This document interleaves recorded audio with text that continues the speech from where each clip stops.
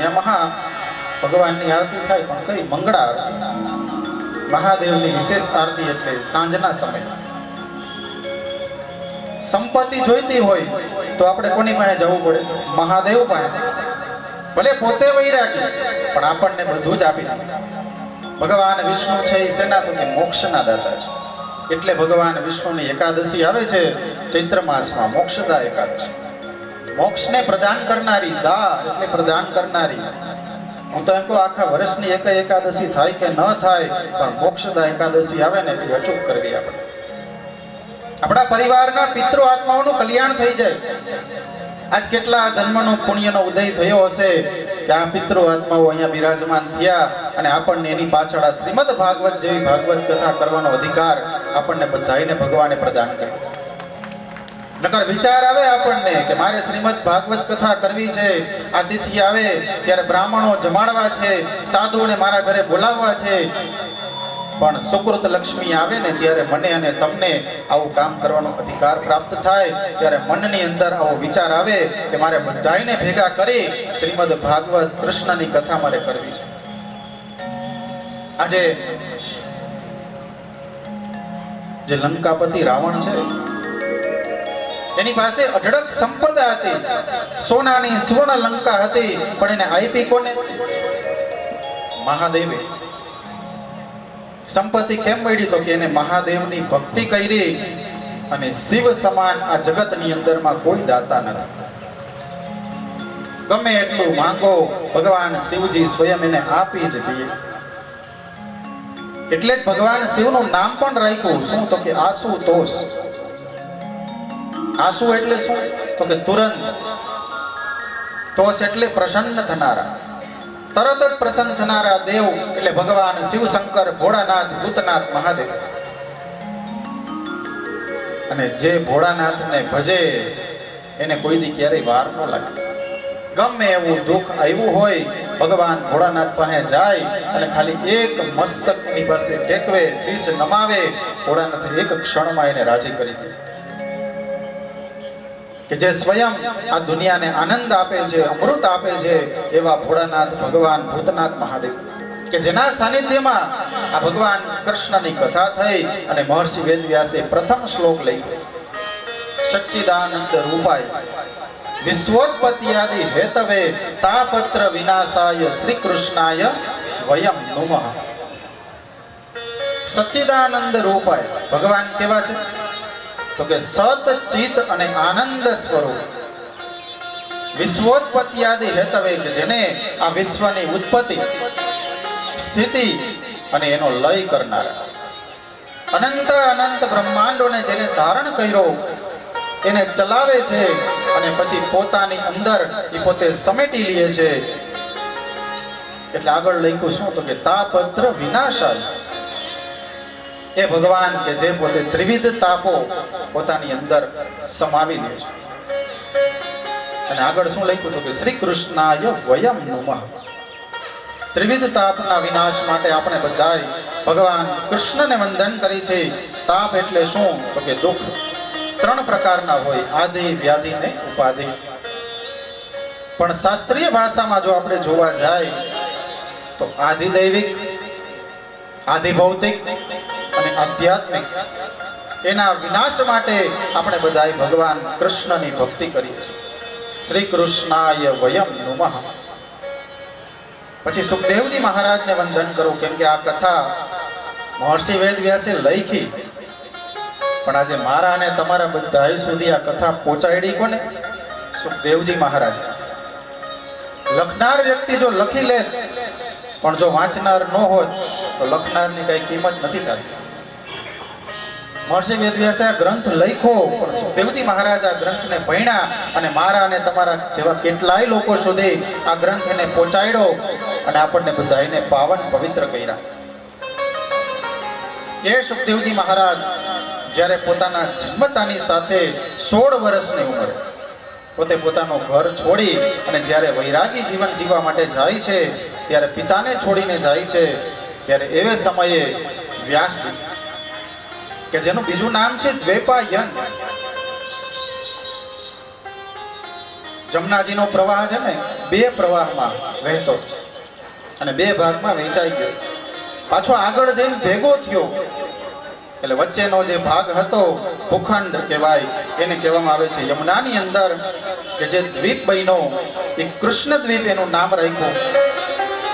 અને એમાં વ્યાસજીનો જન્મ થયો એટલે વ્યાસજી કહેવાય દ્વૈપાયન. દ્વૈપાયન તરીકે મહર્ષિ વેદવ્યાસ ઓળખાય. આજે વ્યાસજી પોતે પોતાના પુત્રની પાછળ પુત્ર પુત્ર કહીને એની પાછળ પડ્યા. આપણે નથી કહેતા કે દીકરા તારે ભક્તિ કરવી હોય તો ઘરમાં રહીને કરી, કે બહાર જવાની શું જરૂર છે? કે ઘરમાં રહીને પણ ભક્તિ થઈ શકે. પણ એ જ જગ્યાએ બીજાના દીકરાઓ સાધુ બનવા માટે જતા હોય, ભક્તિ કરવા માટે બહાર જતા હોય તો આપણે પાછા વખાણ કરે. શું કે એના દીકરા તો સાધુ થઈ ગયા, 71 પેઢી કે તારી દીધી. અને આપણે જવા આપણા દીકરાઓ જાય તો આપણે શું કહી? ઘરમાં રહી ભક્તિ કરો. પણ સુખદેવજી મહારાજ કે જેની ઉંમર માત્ર ને માત્ર 16 વર્ષની, અને 16 વર્ષની ઉંમરે પોતે પોતાનું જન્મતાની વેદ પોતાનું ઘર છોડી અને પોતે વૈરાગી જીવન જીવવા માટે, ભક્તિ કરવા માટે પોતે વનમાં જાય છે. બોલાવ્યા પણ પાછા ન આવ્યા. શું કામ? ભગવાન કૃષ્ણનો રંગ લઈને લાગ્યો હતો ભક્તિ કરવા માટે. પણ સુખદેવજી મહારાજની અંદર કોઈ વિકાર નથી એટલે એ પાછા ન વળ્યા. પિતાજી પાછળ પુત્ર પુત્ર બોલે પણ સુખદેવજી કાંઈ ધ્યાન ન દીધું, બોલ્યા પણ નહીં. આજે એ બાજુ જ્યારે પિતા પુત્ર પુત્ર બોલે છે ત્યારે ઝાડવા બોલ્યા. હવે ઝાડવાને કોણ સંસ્કાર દેવા જાય? ત્યારે ઝાડ બોલે. ઝાડ છે એ આપણને શું આપે? તો કે છાંયો આપે. એમાં પંખી માળો બાંધે, એનો આશરો બને, એની છાયામાં પ્રાણીઓ મનુષ્યો આરામ કરે. અને એ ઝાડવા આપણને બધાઈને ઋતુ પ્રમાણે ફળ પણ આપે છે. કેટલા એનું પેટ ભરે. એ જ ઝાડવા પાછા આપણા બધા માટે ઔષધિ પણ બને. અને આ ઔષધિ બની જાય એટલે આપણા કેટલાય રોગ છે એને પણ પોતે મટાડી દે. સરોવર તરોવર સંત જન ચોથા બરસે મેહ, પરમાર્થ કે કારણે ચારો ભૈરા દેહ. આ ન હોય તો કાંઈ ન થાય. અને એટલે જ સંતોને ભગવાન રામે પોતાના કરતા પણ એને અધિક માન્યા. કે જ્યારે ભગવાન વનવાસમાં ગયા ત્યારે સંતો મહંતો બધાની સાથે રહ્યા. એટલે એને કીધું કે તમે મને માનો એના કરતા સંતોને તમે મારાથી પણ વધારે અધિક માનો. આવા સંત મહાત્મા શ્રી સુખદેવજી મહારાજને આપણે બધાએ નમસ્કાર કરીશું. હવે આ કથા થાય ક્યાં? તો કે નૈમિષારણ્યની અંદર શૌનકાદી મુનિઓ 88,000 ઋષિ ભેગા થયા. અને ભેગા થઈને ઋષિ મુનિઓનો જે સભા થઈ એમાં સત્સંગનું આયોજન થયું. મંડપ તો અહીંયા આપણે બાંધ્યો, પણ નૈમિષારણ્યમાં જે મંડપ હતો એ શેનો હતો? ઝાડવાનો, વૃક્ષોનો મંડપ હતો. અને સાક્ષાત એમાં કોણ બિરાજમાન? તો કે નારાયણ ભગવાન. પુષ્કરમાં ભગવાન છે પણ કયા સ્વરૂપે? જળ સ્વરૂપે, પાણી.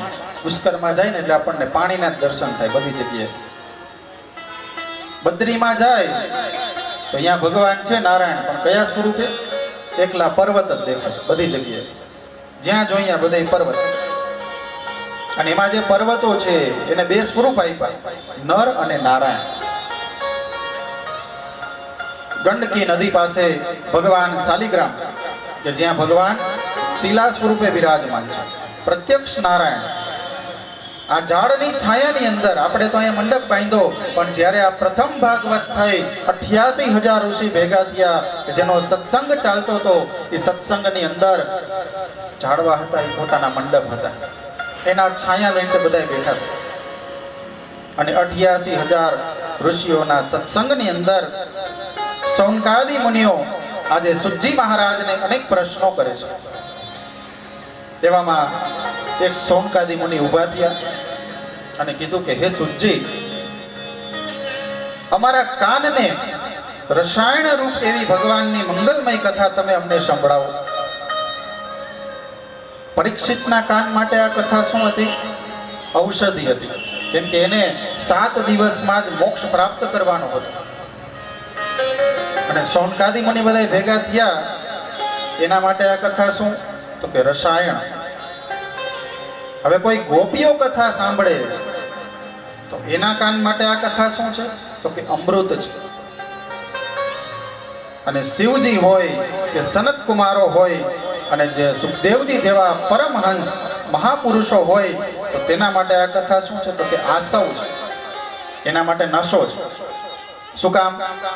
તો કે સાંભળનાર, એની સામે જે બેઠા હોય શ્રોતાગણ, એ જ્યારે આમ સાંભળવા વાળા હોય તો એને અંદરથી નશો જાગે કે મારે હજી કથાઓ કંઈક એવી કેવી છે કે શ્રોતાને મજા આવે. ગૃહસ્થો માટે આ કથા શું? તો કે ઔષધિ છે. સંસાર રૂપી જે આપણા બધાના રોગ છે એ રોગને પણ મટાડનારી જો કોઈ ઔષધિ હોય તો એ છે માત્ર શ્રીમદ ભાગવત. ગોપીઓ માટે આ કથા અમૃત છે. ઔષધિ તો આપણે ત્યારે લઈ કે જ્યારે આપણને કંઈક રોગ થયો હોય, પણ રસાયણ ક્યારે લેવાય? તો કે કોઈ રોગ ન થયો હોય ત્યારે પણ આપણે રસાયણને લઈ શકીએ. રસાયણથી કોઈ રોગ થાય તો એના માટે કથા સંભળાય, ભવ ઔષધિ છે. શૌનકાદી મુનિ બોલ્યા કે હે સુતજી, અમને ભગવાનની મહાત્માની કથા સંભળાવો. કળિયુગમાં જીવો બધા આસુરી વૃત્તિવાળા છે. આસુરી વૃત્તિવાળા જીવ છે. એમાં એનું કંઈ કલ્યાણ થાય એવો કોઈ માર્ગ હોય, એવો કોઈ રસ્તો હોય તો કૃપા કરીને તમે અમને કહો, એનો કોઈ ઉપાય બતાવો. એવે સમયે સુખજી મહારાજે નૈમિષારણ્યની અંદર 88,000 ઋષિઓને કથા સંભળાવી. સાંભળો. આજે કે તમારે કથા સાંભળવી છે ને? તો કે હા. તો કે બધા જ શાસ્ત્રોનો સાર એ હું તમને આજે કહું. એવું એક પુરાણ, એવી કથા એ તમને સંભળાવો કે જેને સાંભળવાથી શું થાય અને કઈ રીતે સંસારનો જે ભય છે એનો નાશ થાય એ હું તમને કહું. હવે હું કથાઓ સંભળાવીશ તો કે બીજાથી એનું શું થશે? બીજું એનાથી શું થશે? તો કે કૃષ્ણ ભગવાન પ્રત્યેની જે ભક્તિ છે એમાં વધારો થશે. અને એનાથી આગળ શું? તો કે ભગવાન કૃષ્ણ છે એ કે પ્રસન્ન થશે. હવે આ કથાનું નામ શું? તો કે શ્રીમદ ભાગવત. સમસ્ત શાસ્ત્રોના સારરૂપ, વેદો ઉપનિષદો સારા જાતા ભાગવતી કથા શ્રીમદ ભાગવત. 4 વેદ, 6 શાસ્ત્ર, 18 પુરાણ, 18 ઉપપુરાણ, 108 ઉપનિષદો, આ તમામ વસ્તુઓમાંથી જે સાર નીકળો એનું મહર્ષિ વેદવ્યાસે એક ગ્રંથની રચના કરી અને આ ગ્રંથનું નામ છે શ્રીમદ ભાગવત. અનેક જન્મના ભાગ્યનો ઉદય થાય ત્યારે આ કથા આપણને સાંભળવા મળે. ભાગ્યો દયેન બહુ જન્મ સમર્જિતેન. સદભાગ્યની વાત છે. દેવતાઓના ભાગ્યમાં જે નથી એ બધું કોના? આપણા ભાગ્યમાં છે. મનુષ્ય અવતાર એક જ એવો છે કે જે પોતે મોક્ષ પ્રાપ્ત કરી શકે છે. ગંગાના તટે સુખદેવજી મહારાજ રાજા પરીક્ષિતને કથા કહે છે. એવે સમયે શું થયું? બધા દેવતાઓ ત્યાં આવ્યા, હાથમાં અમૃતનો કળશ લઈને, અને કીધું સુખદેવજી મહારાજને કે હે સુખદેવજી મહારાજ, આ અમૃતનો જે કળશ છે ને એ અમે તમને આપી દઈ. આ કથાનું જ્ઞાન છે, રસ છે ને એ કે અમને પાઈ દે. અને એવે સમયે આજે સુખદેવજી મહારાજ રાજા પરીક્ષિતને પૂછે કે તમારે આ અમૃત ભરેલો જે રસ છે, કળશ છે, એ જ હોય છે કે આ ભાગવતનો રસ જોઈ છે? તો કે મારે તો કે ભાગવત રૂપી રસને જ માત્ર પીવો છે. આજે સાતમે જે સાતમો દિવસ હતો, આ દિવસ દરમિયાન તક્ષક નાગ પરીક્ષિત મહારાજને દંશ આપશે અને આ દંશ દ્વારા પરીક્ષિત મહારાજનું મૃત્યુ થશે એનો એને શ્રાપ હતો. છતાંય પરીક્ષિત મહારાજે કીધું કે મારે કૃષ્ણની કથાને સાંભળવી છે. દેવતાઓ બોલ્યા કે આ અમૃત એને પાઈ દો, એ શું થશે? તો કે અમૃત પીશે ને તો કે અમર બની જશે, પછી એને ક્યારેય કે મરવું નહીં પડે, અને એના બદલામાં જે કથાનું અમૃત છે એ તમે કે અમને આપી દો. દેવતાઓને સુખદેવજી મહારાજે શું જાણ્યું? તો કે અનઅધિકારી જાણી આ કથામૃત ન પીવડાવ્યું. બોલો, દેવતાઓના ભાગ્યમાં નથી એ બધું જ તમામ પ્રકારનું સુખ, જ્ઞાન, અમૃત આપણને આપ્યું. આ કથા અમૃત આપે છે.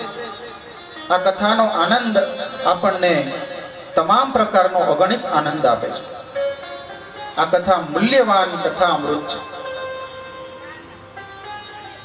રત્ન હોય, હીરો હોય, એને પારખનાર હોય ને એ ઝવેરી જ હોય, એ જ એની કિંમત કરી શકે. આપણે શું કરી શકીએ?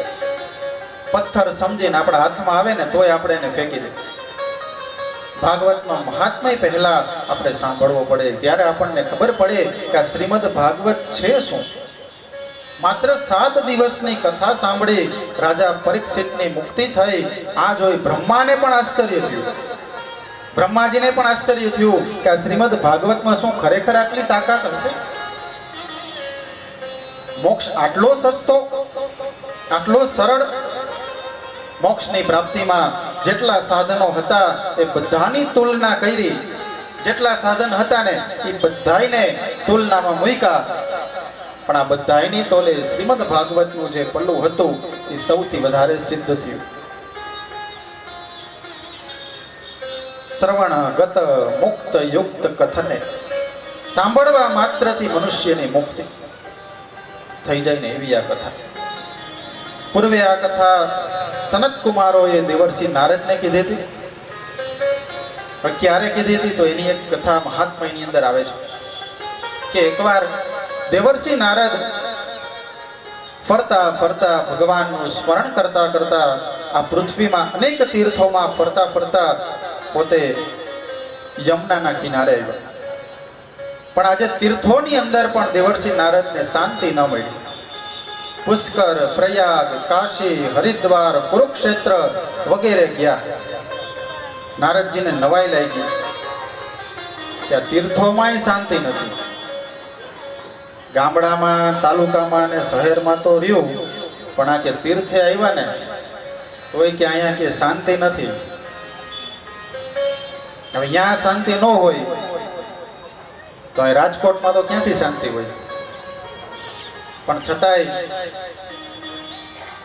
તેને શું કર્યું? તો કે શું જોયું? તો કે એક તો તીર્થોની અંદર શું બની ગયું? તો કે ધંધાના કેન્દ્ર બની ગયા. બીજું, લોકોની અંદર વ્યવહારમાં સત્યતા નથી, પવિત્રતા નથી. દયા દાનમ ન વિદ્યતે, દયા નથી, દાન આપવાની વૃત્તિ ઓછી થઈ ગઈ. શું આવ્યું? તો કે ભેગું કરો, બસ ભેગું કરો. કમાઈને ભેગું કરે, મૃત્યુ પામે પણ આપી ન શકે, આપવાની વૃત્તિ એની નથી. પૈસા હોય એ બધાને આપી શકે એવું જરૂરી નથી. પૈસા હોય તો પણ આપવાનું દિલ એટલે કે હૃદય જોઈએ, તો હાથ આપણો આમ લાંબો થઈ શકે. એકવાર એક બાપા ગામની બહાર નીકળ્યા ફરવા માટે. તો ફરતા ફરતા એક વાવ બની ગયા. વાવ પાસે જઈ અને એને જોયું. લાકડીના ટેકે ટેકે પોતે ત્યાં તો ગયા, પણ એને જોવા માટે આમ જરાક નજર કરી કે આમાં વાવમાં કે પાણી છે કે નહીં. એટલે બાપા સાવ બધી બાજુ જોઈ લીધું. પછી જરાક અંદર ગયા ને તો અંદર એનો પગ લેપસો એમાં એ પડી. અંદરથી બહુ રાડો પાડે કે બચાવો બચાવો. વાવડી હતી એટલે પાણી હતું, પણ ક્યાં સુધી તો કેડ સમૂહ હતું. બૂમો પાડે પણ કોઈને સંભળાય નહીં. પણ એવામાં 4-5 છોકરાઓ રમતા રમતા અહીંયા વાવ પાસે ગયા. બાપાને હાથ કર્યો લાંબો, પણ બાપા હાથ દીધો તો બાપાએ અદબ પાર લીધો. એવામાં એક બીજા ભાઈ નીકળ્યા અહીંયાથી, એને છોકરાએ બોલાવ્યા કે આવો તો કે બાપા કે અંદર પડી ગયા છે, અમે એને હાથ દઈ છીએ પણ તો કે પોતાનો હાથ અમને દેતા નથી. એ ભાઈ કે એ નહીં દે. તો કે કેમ? કે એને આખી જિંદગી કે બધાયનું લીધું જ છે. કે તમે એને એમ કયો કે એક કામ કરો બાપા, તમારો હાથ અમને દ્યો. તોય બાપા એનો દીધો. કે તમે એક કામ કરો, અંદર હાથ નાખ્યો તો ભલે અદબ મારી ગયા, તોય રાડું પાડે બચાવો બચાવો. કે બચાવવા જ આવ્યા છે. તોય બાપાએ કઈ ધ્યાન ન દીધું. એવે સમયે હવે તમે એને એમ કયો બાપા હાથ લ્યો. ત્યાં બાપાએ હાથ ફટ કરતો લઈ લીધો, ફટ કરતા ઉપર આવી ગયા. મનુષ્યનું જીવન છે પણ કેવું છે અત્યારે? ભગવાને જેને આપ્યું છે એ સંપદા દાન કરી શકે છે. સુકૃત લક્ષ્મી જ્યારે તમે દાનમાં વાપરો છો ત્યારે ભગવાન અનેક ગણું કરી અને તમને પાછું પણ આપે છે. આજે શ્રીમદ ભાગવત સપ્તાહ જ્ઞાન યજ્ઞ કે જે આ ભૂતનાથ મહાદેવમાં આયોજન થયું ત્યારે જે કોઈ પણ વ્યક્તિ, શંકરભાઈ અહીંયા શું કીધું, જગાભાઈએ કીધું, નટુભાઈ, બધા જેટલા બધા લોકો છે, આ કથા કે મારી નથી, આ કથા કે તમારી બધાની છે. આવું કહેવા વાળા દાતા હોય ને એ શિવના ભક્ત હોય. એટલે કહેવાનું શિવ સમાન કોઈ દાતા નથી. એટલે આપણે બધા ભક્ત છીએ પણ ભગવાન શિવના. એવે સમયે આ ભાગવતની કથા તમે બધા નિત્ય સાંભળો, નિત્ય સેવન કરો, શ્રવણ કરો. અને જ્યારે કથા જ્યારે આપણે સાંભળી છીએ તો આપણા ચિત્તમાં શ્રી હરિનો આવિર્ભાવ થાય. ગંગા, નર્મદા, ગોદાવરી જેવા તીર્થોમાં લાંબા ગયા પછી પણ જે પવિત્ર કરે, અહીંયા આપણે જાય તો ઘણી બધી વાર લાગે. પણ આ તીર્થ ક્ષેત્રની અંદર શ્રીમદ ભાગવતની કથા જ્યારે આપણે સૌ કોઈ સાંભળીએ છીએ તો આપણને પળભરની અંદર પવિત્ર કરી દે. આ કળિયુગમાં ધર્મ જો બચ્યો હોય ને તો એક ચરણ ઉપર છે, અને એ છે દાન. પૈસા પરસેવો પાડીને કમાવ, અને એ કમાયેલ પૈસો જ્યારે સારા કાર્યની અંદર વપરાય, ધર્મ કાર્યમાં ખર્ચ થાય, એટલે ધન છે એ દાન કલિકાલમાં તરવાનો મોટામાં મોટો ઉપાય છે. દેવર્ષિ નારદે જોયું કે પોતાનું પેટ ભરવું, પૈસા કમાવા, અને જે લોકો પુરુષાર્થ સમજીને આજે બેઠા છે એ કેવા તો કે આળસુ છે, કડવું બોલનારા, કન્યા